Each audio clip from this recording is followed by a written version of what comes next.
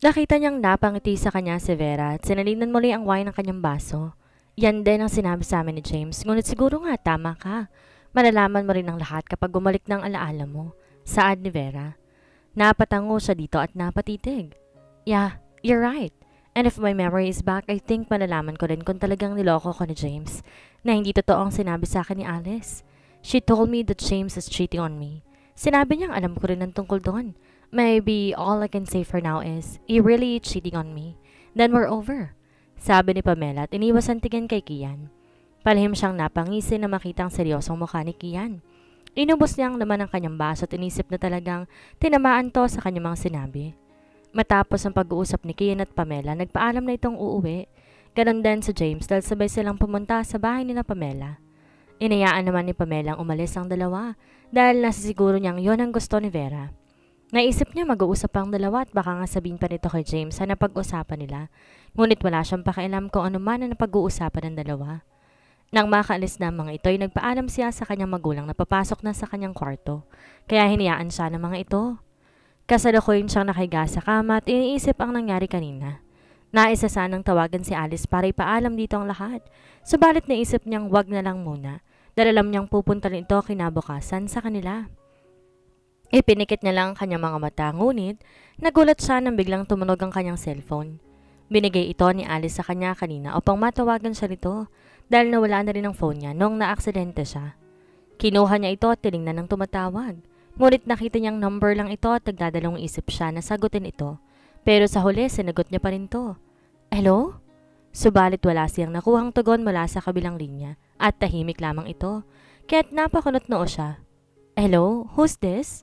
Muling tanong niya dito. Ngunit wala pa rin siyang naging tugon. Kapag hindi ka nagsalita, ibababa ko to. You are wasting my time. Naiinis niyang sabi at akmang ibababa nang matigilan siya na magsalita ito. I miss your voice. Tila ba may kung anong bumalot sa kanyang sarili na kakaiba. Matapos marinig ang boses nito. Hindi ba man to nagpapakilala, tila alam na niya kung sino ito. Hindi siya nakapagsalita at nakakilos dahil dito. Aliana? Napapikit siya nang tawagin niya ito sa kanyang pangalan. Pakiramdam niya para bang nais niyang marinig ng paulit-ulit kung paano nitong sambitin ang kanyang pangalan. If you want to look outside, you will see me. Dagdag pa nito. Muli siyang natigilan dahil sa sinabi nito at napatingin sa labas ng kanyang kwarto kung saan naroon ang balkonahe. Wala naman siyang nakitang iba doon, ngunit tila kusang kumilos ang kanyang mga paa upang maglakad papunta sa balkonahe. Binuksan niya pa ang sliding door kahit sumalubong sa kanya ang lamig ng paligid. Muli siya naglakad at napatingin sa kanyang balkonahe bakit wala siya nakitang ibang tao bukod sa kanya. Right here. Narinig niyang sabi nito mula sa hawak niyang phone. Napatingin siya sa ibaba at doon nakita niyang may nakaparadang kotse sa di kalayuan ng kanilang bahay. Napansin niyang may nakatayo sa labas ng kotse at nakasandal dito. Rafael? Sambit niya sa pangalan nito. Medyo madilim ang kinaroroonan ng lalaki kaya hindi niya maaninag kung ano ang itsura nito ngayon. Ngunit makikilala niya rin ito dahil sa tindig nito. How I miss you calling me like that, Pamela. Can you call me again? Saad nito. Napalunok siya at hindi alam kung tatawagin niya ba ulit ang pangalan nito. Pakiramdam niya kasi may kung anong init na bumalot sa kanyang sarili dahil sa boses at sa paulit-ulit itong nais marinig ang sariling pangalan. Can you? Tila pakiusap pa nito. Rafael, tawag niya nito habang nakatingin sa kinaroroonan nito. Narinig niya pa ang tila pagsinghap nito kaya bahagya siyang napapikit. Tila naramdaman niya ito ngayon sa kanyang tabi. Why are you here? How did you know our house? Maya-maya ay tanong niya dito upang maiba ang pakiramdam niya dahil tila naaakit siya sa kung naman ang pinaramdam sa kanya ni Raf. If I want to be with you, of course, I will find you wherever you are. That's why I am here, but I know I need the distance for now. Sagot ni Raf sa kanya. Napabuntong hininga si Pamela. Alam niyang masaya siya dahil pinuntahan siya nito at ito pa talaga ang gumawa ng paraan para makita siya. Ngunit alam din niya na hindi siya maaaring makipagkita sa kanya o ang makasama ito. This is not right. You know that, Rafael? I already told you about it. Sabi niya rito kahit taliwas iyon sa kanyang nararamdaman. Ngunit para sa kanya ay talagang hindi sila po pwede para sa isa't isa. Hindi agad nakapagsalita si Raf at mukhang hindi nito inaasahan na ganoon ang kanyang sasabihin. Kahit pa may hula na ito. My life is already complicated, Raf. I don't want you to suffer in my situation because there is still a possibility that me and James will stay in our marriage. It depends on how he will change, of course. Pahayag niya dito. Narinig niyang napabuntong hininga si Raph bago muling nagsalita. Okay, I understand. If that's what you want, then I will stay away from you. I hope you can be happy with him. See you if I have a chance. Bye. Sabi ni Raph at nagpaalam na sa kanya. Binalwa nito ang tawag. Nakita niyang nanatili pa to nakatingin sa gawin niya. Bago ito pumasok sa kotse nito. Maya-maya pa'y umandar na ang kotse papaalis. Hindi niya maalis ang kanyang tingin sa papaalis nitong kotse. Tila ba nais niyang bawiin kung ano man ang sinabi niya dito. Napayoko siya at doon niya naramdaman na may dumaloy na luha sa kanyang pisngi. Inaamin niya, hindi niya matanggap kung hanggang saan lamang sila. Ngunit ayaw rin niyang umasa dito at magpatuloy sa maling relasyon. Dahil kapag nagkaganon wala na rin siyang katulad kay James na pinagtataksilan siya. Saglit siyang nanatili sa balkonahe bago muling pumasok sa kanyang kwarto para makapagpahinga. Pero talagang hindi maalis sa kanyang isipan si Raph. Kinabukasan, sa apartment ni Alice, maaga siyang nagising dahil nais niyang kamustahin ang kanyang pinsan. Sa unang araw nito, sa sarili nitong bahay dahil nga may amnesia ito. Kaya nag-ayos agad siya ng kanyang sarili. Naligo at nagbihis at lumabas siya sa kanyang kwarto na nakabihis na't nais na lang kumain ng cereals para sa kanyang almusal. Subalit natigilan siya na makarating siya sa kusina at napahinto. Bago pa siya tuloy ang makapasok sa kusina, madadaanan niya muna ang dining area. Umatras siya at muling sumilip sa dining area. Napakunot noo siya habang nakatingin sa mga pagkain na nakalagay sa mesa. Hindi naman ito masyadong marami, pero nagugulat pa rin siya at bahagyang pumikit-pikit dahil baka namamalikmata lamang siya o epekto lamang iyon dahil hindi pa siya nag-aalmusal. Ngunit gano'n na rin ang kanyang nakita at hindi rin niya maalala kung maaga nga ba siyang nagising para magluto at nakatulog ulit. Teka, hindi naman ako nagluto. Kaya paano may nakahain na sa mesa? Wala rin naman akong iniwang pagkain kagabi. What's going on here? Nagtataka niyang tanong sa sarili at doon niya napagtanto na hindi siya nag-iisa ngayon sa apartment niya. I cooked for you. Ay, kamote! Gulat niyang sabi at nabalingon sa taong biglang nagsalita sa kanyang likod. Nandaki pa ang kanyang mga mata na makilala ito at bahagyang duro ang kanyang daliri dito. Bryle? What are you doing here? How did you get in here? Nagugulat pang tanong niya dito. Natawa naman si Bryle sa kanyang naging reaksyon. Dahil talagang gulat na gulat ito nang makita siya ni Alice. Since you locked your door and I cannot knock too, so I climbed to get in here. I've been here since last night. Wala ka kagabi dahil mukhang may pinuntahan ka kaya dito na lang ako nagpahinga sa apartment mo. Paliwanag ni Bryle. What? Ba't hindi kita nakita? Malamang, dire-diretso lang naman ang pasok mo patungo sa iyong kwarto kaya hindi na muna kita kinausap dahil medyo pagod din ako.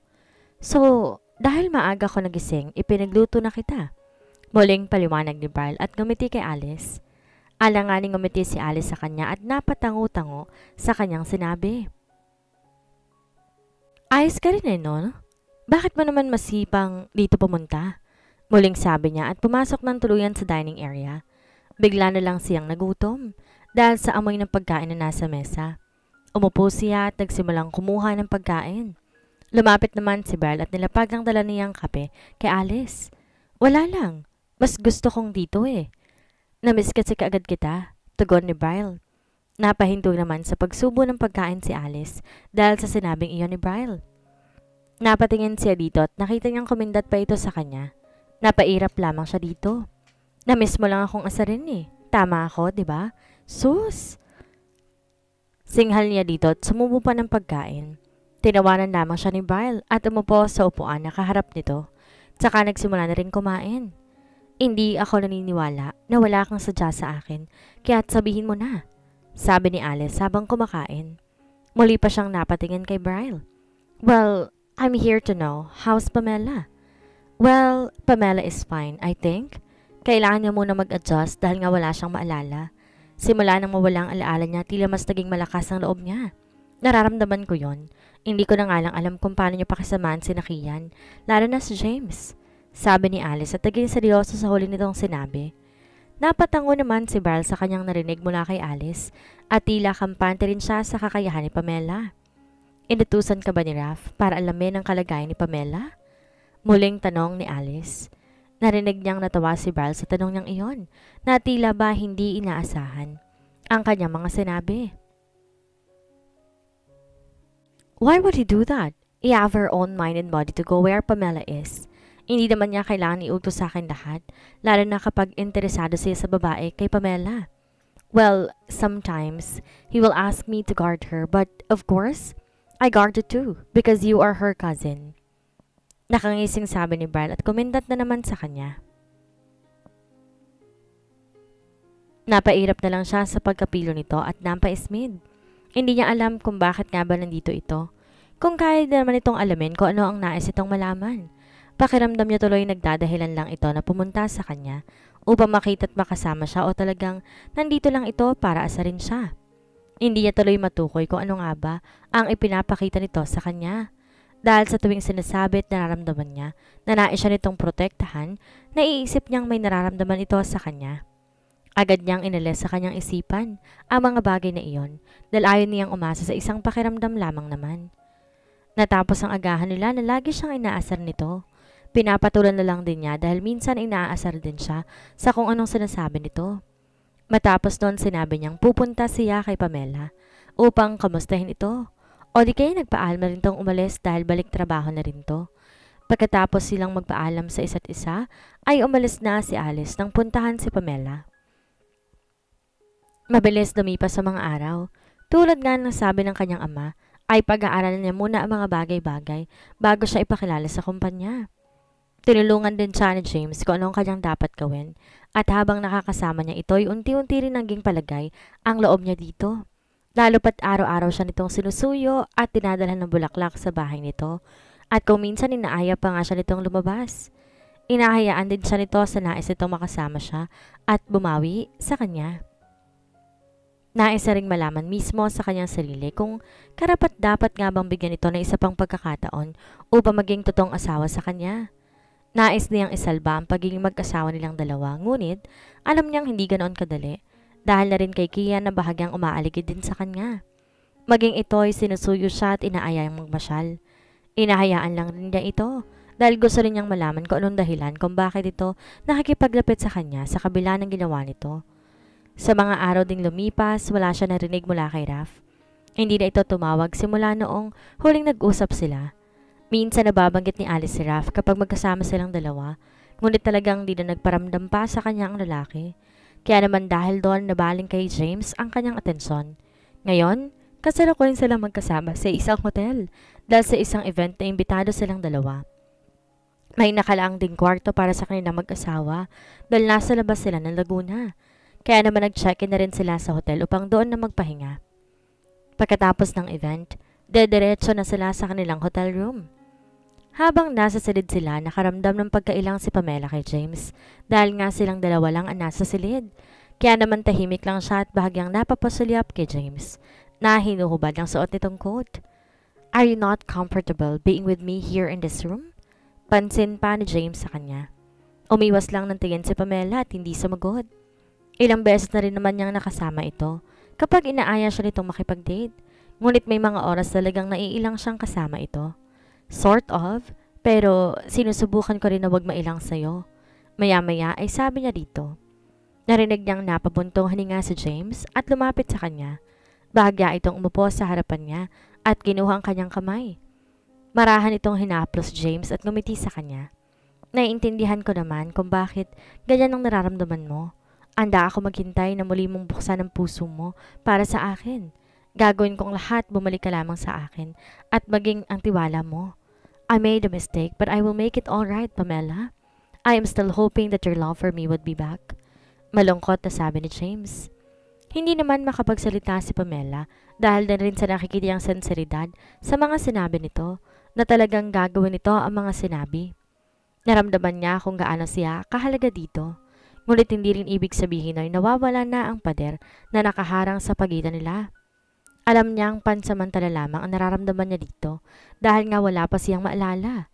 Napangiti na lamang siya kay James. Salamat at naiintindihan mo ang sitwasyon ko. Kung itatama mo ang lahat ng mga nagawa mong pagkakamali, ay baka nga bumalik ang pagmamahal ko sa'yo. Ngunit dahil hindi ka pa bumabalik ang alaala ko, asahan mong hindi ako magiging sigurado sa'yo. Sabi niya dito. Napatango-tango naman si James sa sinabi ni Pamela. Sinubukan niyang hawakan ang mukha nito upang haplusin. Ngunit napatigil lamang yun sa ere at bahagyang naikuyom na lamang kanyang kamay. Tsaka siya dahan-dahang tumayo. You can sleep in the bed. Dito na lang ako sa couch para maging komportable ka. Nakangiting sabi pa ni James sa kanya. Tumango lang si Pamela at tumayo. Naglakad siya patungo sa kama at nakita niya may pares ng pantulog na naroon at ilang damit pampalit. Kaya kinuha niya ang pantulog at ilagay naman sa isang tabi ang damit na maaari niyang pampalit bukas. Pumasok siya sa banyo upang mag-shower saglit. Pagkatapos, pinatuyo niya ang kanyang buhok. Naabutan pa niya si James na tahimik na umiinom lamang ng alak. Hindi na lang niya ito kinausap at ipinagpatuloy na lamang ang kanyang ginagawa.